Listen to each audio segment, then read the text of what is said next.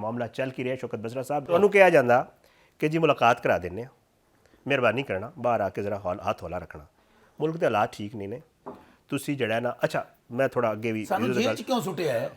ਸਾਡੇ ਤੇ ਆਸਾਨ ਕਰਨ ਡਏ ਨੇ ਇੱਕ ਸਾਨੂੰ ਬੇਗੁਨਾਹ ਜੇਲ੍ਹਾਂ 'ਚ ਪਾਇਆ ਹੈ ਦੇਖੋ ਮੈਂ ਫਿਰ ਗੱਲ ਕਰਦਾ ਅਸੀਂ ਹੱਲ ਕੱਢਿਆ ਸੀ ਸਰ ਅਦਾਲਤਾਂ ਤੋਂ ਕਿਹੜੀਆਂ ਅਦਾਲਤਾਂ ਤੋਂ ਫੈਸਲਾ ਕਿਹੜੀਆਂ ਅਦਾਲਤਾਂ ਤੁਸੀਂ ਫਿਰ ਸਰ ਨਾ ਜਿਨ੍ਹਾਂ ਦੇ ਜੱਜ ਆਪ ਇਨਸਾਫ ਮੰਗਦੇ ਫਿਰਦੇ ਨੇ ਸਰ ਤੁਸੀਂ ਅਪੀਲ ਵਾਸਤੇ ਉਹਨਾਂ ਅਦਾਲਤਾਂ ਜਾ ਰਹੇ ਹੋ ਉਹਦੀ ਵਜ੍ਹਾ ਕੋਰਟ ਜਾ ਰਹੇ ਹੋ ਤੇ ਫਿਰ ਕਿਉਂ ਬਾਈਕਾਟ ਨਹੀਂ ਕਰਦੇ ਬੜਾ ਸੋਹਣਾ ਸਵਾਲ ਕੀਤਾ ਤੁਸੀਂ ਆਖਰ ਅਸੀਂ ਇਸੇ ਮੁਲਕ 'ਚ ਹੀ ਰਹਿਣਾ ਹੈ ਇਹੀ ਗੱਲ ਅਸੀਂ ਇੰਡੀਆ 'ਚ ਤੇ ਨਹੀਂ ਟੁਰ ਜਾਣਾ ਫਿਰ ਤੁਸੀਂ ਗੱਲ ਤੇ ਮੇਰੀ ਸੁਣ ਲਓ ਅਸੀਂ ਇਹਨਾਂ ਅੰਗਰਾਂ ਨੇਤਨਯਾਹੂ ਦੀਆਂ ਤਕਰੀਰਾਂ ਤੇ ਨਹੀਂ ਸੁਣਾਣੀਆਂ ਇੰਨਾ ਅੰਗਰ ਜਾ ਕੇ ਨੇਤਨਯਾਹੂ ਦੀਆਂ ਜੰਗਾਂ ਤੇ ਨਹੀਂ ਬੰਦ ਕਰਾਣੀਆਂ ਅਸੀਂ ਇੱਥੇ ਜੀਣਾ ਤੇ ਮਰਨਾ ਹੈ ਗੱਲ ਮੇਰੀ ਸੁਣੋ ਅਦਾਲਤਾਂ ਤੇ ਇਹ ਹੀ ਨਾ ਸਰ ਨਹੀਂ ਤੁਸੀਂ ਹੁਣ ਚਾਹੁੰਦੇ ਹੋ ਤੁਹਾਡਾ ਕਹਿਣ ਦਾ ਮਕਸਦ ਇਹ ਕਿ ਅਗਰ ਮੁਲਕ 'ਚ ਨਾ ਇਨਸਾਫੀ ਹੋ ਰਹੀ ਹੈ ਤੇ ਤੁਹਾਨੂੰ ਅਦਾਲਤਾਂ ਦਾ ਬਾਈਕਾਟ ਕਰ ਦੇਣਾ ਚਾਹੀਦਾ ਨਹੀਂ ਮੈਂ ਇਹ ਨਹੀਂ ਦੇਖੋ ਮੈਂ ਸਿਰਫ ਇਹ ਕਹਿ ਰਿਹਾ ਇੰਡੀਆ ਦੀ ਅਦਾਲਤ 'ਚ ਪੇਸ਼ ਹੋਈ ਹੈ ਕਹਿੰਦੇ ਤਾਂ ਟੁੱਟ ਜਾਂਦੇ ਆ ਵੈਸੇ ਅੱਛਾ ਮੈਨੂੰ ਲੱਗਦਾ ਹੈ ਇੰਡੀਆ ਦੀ ਅਦਾਲਤ ਸਾਨੂੰ ਸ਼ਾਇਦ ਇਨਸਾਫ ਮਿਲ ਜਾਏ ਇਹਨਾਂ ਅਦਾਲਤਾਂ 'ਚ ਇਨਸਾਫ ਇਸ ਵਾਸਤੇ ਮੇਰਾ ਜਿਹੜਾ ਪੁਆਇੰਟ ਸਕਲੈਨ ਸਾਹਿਬ ਸਰ ਮੇਰਾ ਤੁਹਾਡੇ ਜੱਜ ਮੈਂ ਫਿਰ ਤੁਹਾਨੂੰ ਗੱਲ ਕਰਾਂਗਾ ਮੈਂ ਤੁਸੀਂ ਇਮਰਾਨ ਖਾਨ ਇਸ ਤੇ ਜੇਲ੍ਹਾਂ 'ਚ ਨਾ ਜਾਂ ਬੜੇ ਮਾਮੂਲੀ ਲੋਕ ਹਨ ਦੋਨੋਂ ਠੀਕ ਹੈ ਜੱਜ ਕੀ ਆਖਦੇ ਨੇ ਪਏ ਉਹ ਇਨਸਾਫ ਮੰਗਦੇ ਫਿਰਦੇ ਨੇ ਜੈਸੇ ਜਹਾਂਗੀਰੀ ਨੇ ਫਾਰਮ 45 ਮੰਗ ਲਏ ਇਸਲਾਮਾਬਾਦ ਦੇ 3 ਐਮਐਨਏ ਦੇ ਉਹਨੂੰ ਕਿਹਾ ਤੇਰੀ ਦੀ ਡਿਗਰੀ ਜਾਲੀ ਹੈ ਅੱਛਾ ਬਾਕੀ ਜੱਜਾਂ ਦੇ ਘਰ ਕੈਮਰੇ ਲਾਤੇ ਮੇਰਾ ਪੁਆਇੰਟ ਦੇਖੋ ਮੇਰਾ ਪੁਆਇੰਟ ਕੀ ਹੈ ਸ਼ੌਕਤ ਵੀ ਮੇਰਾ ਪੁਆਇੰਟ ਕੀ ਹੈ ਮੇਰਾ ਪੁਆਇੰਟ ਹੈ ਕਿ ਤੁਸੀਂ ਕਹਿ ਰਹੇ ਹੋ ਜੀ ਕਿ ਅਦਾਲਤਾਂ 'ਚ ਇਨਸਾਫ ਨਹੀਂ ਹੋ ਰਿਹਾ ਹਾਂਜੀ ਠੀਕ ਹੈ ਤੁਸੀਂ ਕਹਿ ਰਹੇ ਹੋ ਕਿ ਜੀ ਅਦਾਲਤਾਂ ਇਨਸਾਫ ਨਹੀਂ ਦੇ ਰਹੀਆਂ ਸੋ ਇਸ ਵਾਸਤੇ ਅਸੀਂ ਇਤਜਾਜ ਵੀ ਕਰ ਰਹੇ ਹਾਂ ਸਭ ਕੁਝ ਕਰ ਰਹੇ ਮੇਰਾ ਪੁਆਇੰਟ ਸਿਰਫ ਇਹ ਹੈ ਕਿ ਵੇਖੋ ਮੁਲਕ ਦਾ ਇੱਕ ਸਿਸਟਮ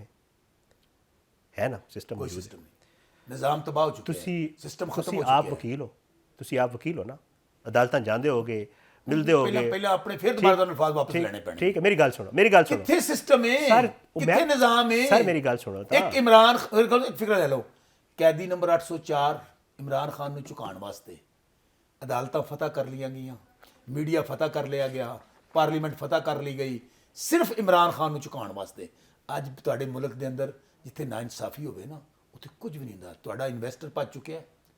80 ਤੋਂ 90 ਲੱਖ ਬੰਦਾ ਤੁਹਾਡਾ ਮੁਲਕ ਛੱਡ ਕੇ ਭੱਜ ਚੁੱਕਿਆ ਹੈ ਮਹਿੰਗਾਈ ਬੇਰੋਜ਼ਗਾਰੀ ਤੋਂ ਲੋਕ ਇਸ ਵਕਤ ਖੁਦਕੁਸ਼ੀਆਂ ਕਰ ਰਹੇ ਨੇ ਕਿਸਾਨ ਤੁਹਾਡਾ ਪਰੇਸ਼ਾਨ ਹੈ IMF ਚਲੋ ਮੈਨੂੰ ਛੱਡ ਦਿਓ ਸਰ ਜੀ ਭਾਜੀ ਇੱਕ ਗੱਲ ਸੁਣ ਲੈਣਾ IMF ਜਿਹਦੇ ਕੋਲ ਕਰਜ਼ਾ ਲੈਣ ਡਏ ਨੇ ਉਹ ਅਸੀਂ ਮੁਖਾਲਫਤ ਚਲੋ ਤੇ ਉਹਨੇ ਕੀ ਆਖਿਆ ਉਹਨੇ ਕਿਹਾ ਨਾ 2 ਸਾਲਾਂ ਦੇ ਅੰਦਰ 1000 ਅਰਬ ਨਹੀਂ 2000 ਅਰਬ ਨਹੀਂ 3 ਨਹੀਂ 4 ਨਹੀਂ 5300 ਅਰਬ ਦਾ ਡਾਕਾ ਕਿਨੇ ਮਾਰਿਆ ਇਹ ਮੌਜੂਦਾ ਜਾਲੀ ਵਜ਼ੀਰ ਆਜ਼ਮ ਨੇ ਇਹਨਾਂ ਅਫਸਰਾਂ ਨੇ ਇਹਨਾਂ ਦੇ MNAs ਨੇ ਵਜ਼ੀਰਾਂ ਨੇ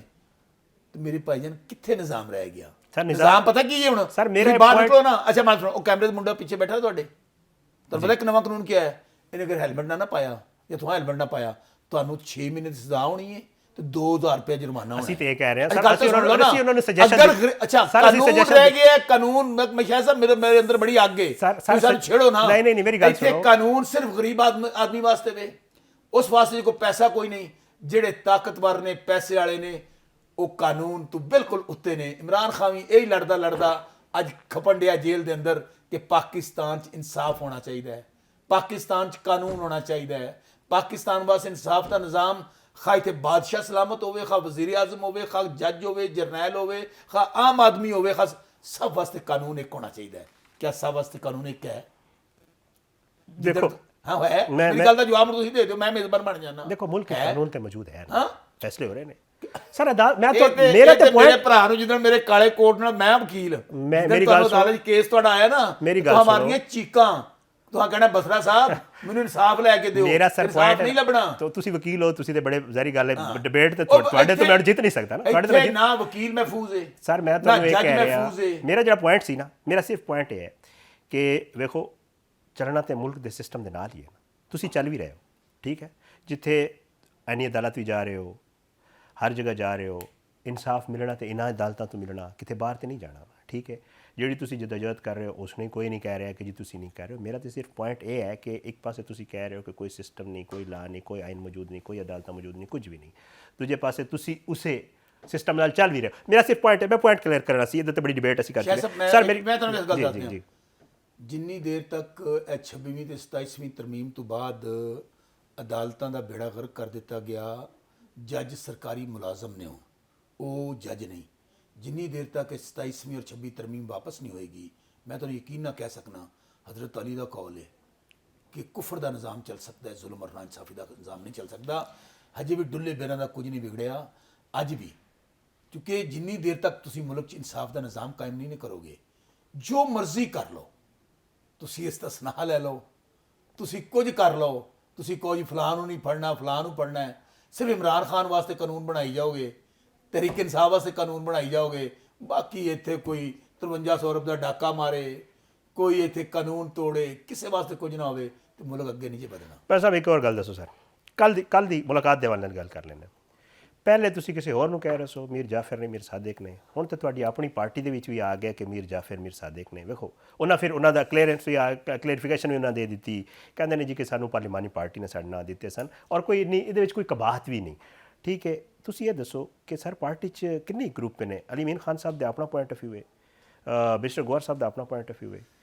ਬਾਕੀ ਤੁਹਾਨੂੰ ਪਤਾ ਹੈ ਕਿ ਜਿਹੜੀ ਫੈਮਿਲੀ ਹੈ ਉਹਨਾਂ ਦਾ ਆਪਣਾ ਇੱਕ ਪੁਆਇੰਟ ਆਫ ਵਿਊ ਹੈ। ਇਹ ਸਰ ਮੀਰ ਜਾਫਰ ਤੇ ਮੀਰ ਸਾਦਿਕ ਪਾਰਟੀ 'ਚ ਕਿਤਨੇ ਚੜੇ ਨੇ? ਸਾਹਿਬ ਪਹਿਲੀ ਗੱਲ ਤੇ ਇਹ ਕਿ ਸਾਡੀ ਕਿਹੜੀ ਕੋਈ ਰਾਇਵੰਡ ਵਾਲੀ ਪਾਰਟੀ ਹੈ ਜਾਂ ਲੜਕਾਨ ਵਾਲੀ ਪਾਰਟੀ ਹੈ ਕਿ ਨਸਲ ਦਰ ਨਸਲ ਦਾਦਾ ਪੁੱਤਰ ਧੀ ਮੁੰਡਾ ਮੁxtਲਿਫ ਲੋਕ ਹੁੰਦੇ ਨੇ, ਭਾਣਜਾ, ਇੱਥੇ ਇਮਰਾਨ और भी है ने, इन्हों के अलावा भी और लोग हैं, और भी मतलब नहीं, और मतलब बाकी इन्हों के रिश्तेदारों के अलावा भी लोग हैं। इमरान खान दा ना कोई पुत्र, ना कोई बीवी, ना कोई रिश्तेदार, कोई एमएनए विखा दियो, ठीक है, चंगी गल है ਉਹਦੇ ਤੇ ਵਿਖਾ ਦਿਓ। चंगी गल, ਅਗਲੀ ਗੱਲ, चंगी गल है, ਇਸ ਪਾਰਟੀ 'ਚ ਕੋਈ ਬਾਦਸ਼ਾਹਤ ਨਹੀਂ, ठीक है, ਗਰੁੱਪਿੰਗ ਤੋਂ ਕਿਹਾ ਕਿ ਦੇਖੋ ਅਸੀਂ ਭਾਂਡੇ ਪਏ ਹੁਣ ਨਾ ਬੁਰਚੀ ਖਾਨੇ 'ਚ, ਉਹ ਆਪਸ ਟਕਰਾਉਣ ਤੇ ਉਹ ਵੀ ਖੜਕ ਪੈਂਦੇ ਨੇ। ठीक है, ਤੇ ਭਾਈਜਾਨ ਇਹਦੇ 'ਚ ਕਿਹੜੀ ਮਾੜੀ ਗੱਲ ਹੈ ਅਗਰ ਕੋਈ ਬੰਦਾ ਗੱਲ ਕਰ ਰਿਹਾ ਹੈ, ਲੇਕਿਨ ਜਿੰਨੀ ਵੀ ਗਰੁੱਪਿੰਗ ਹੋਵੇ ठीक है, ਔਰ ਹਰ ਪਾਰਟੀ 'ਚ ਹੁੰਦੀ ਹੈ, ठीक है, ਪੀਪਲ ਪਾਰਟੀ ਔਰ ਨੂਨ ਲੀਗ ਤੇ ਹੁਣ ਰਹਿ ਗਈ ਨਾ ਜਮਾਤਾਂ, ਸਿਰਫ ਕੋਈ ਰਾਇਵੰਡ ਦੀ ਰਹਿ ਗਈ, ਕੋਈ ਲੜਕਾਨਾ ਦੀ ਰਹਿ ਗਈ। ਭਾਈਜਾਨ ਇਹਨਾਂ ਵਿੱਚ ਵੀ ਗਰੁੱਪਿੰਗ ਹੈ, ਲੇਕਿਨ ਜਿੰਨੀ ਵੀ ਸਾਡੀ ਪਾਰਟੀ ਗਰੁੱਪਿੰਗ ਹੋਵੇ, ਲੀਡਰ ਇੱਕ ਹੈ ਜਿਹਦਾ ਨਾਮ ਇਮਰਾਨ ਖਾਨ ਹੈ। ਚਲੋ ਦੂਜੀ ਗੱਲ ਤੁਸੀਂ ਕਿਹਾ, ਦੇਖੋ ਖਾਨ ਸਾਹਿਬ ਦਾ ਮੌਕਾ ਬੜਾ ਕਲੀਅਰ ਹੈ, ठीक है, ਜਿਹੜਾ ਨਿਜ਼ਾਮ ਸਾਡੇ ਤੇ ਜ਼ੁਲਮ ਕਰ ਰਿਹਾ ਹੈ, ਜਿਹੜਾ ਨਿਜ਼ਾਮ ਸਾਡੇ ਤੇ ਜਬਰ ਕਰ ਰਿਹਾ ਹੈ, ਇਹ ਨਹੀਂ ਹੋ ਸਕਦਾ ਕਿ ਉਸ ਨਿਜ਼ਾਮ ਨਾਲ ਅਸੀਂ ਚੱਲੀਏ। ਤੇ ਸਾਡੇ ਉਹਨਾਂ ਬੰਦਿਆਂ ਨੂੰ ਇਹ ਖਿਆਲ ਕਰਨਾ ਚਾਹੀਦਾ ਹੈ ਕਿ ਜਿਹੜੇ ਬੰਦੇ ਅੱਜ ਜਿਹਨਾਂ ਦੀ ਵਜ੍ਹਾ ਨਾਲ ਅੱਜ 2.5 ਸਾਲ ਹੋ ਗਏ ਨੇ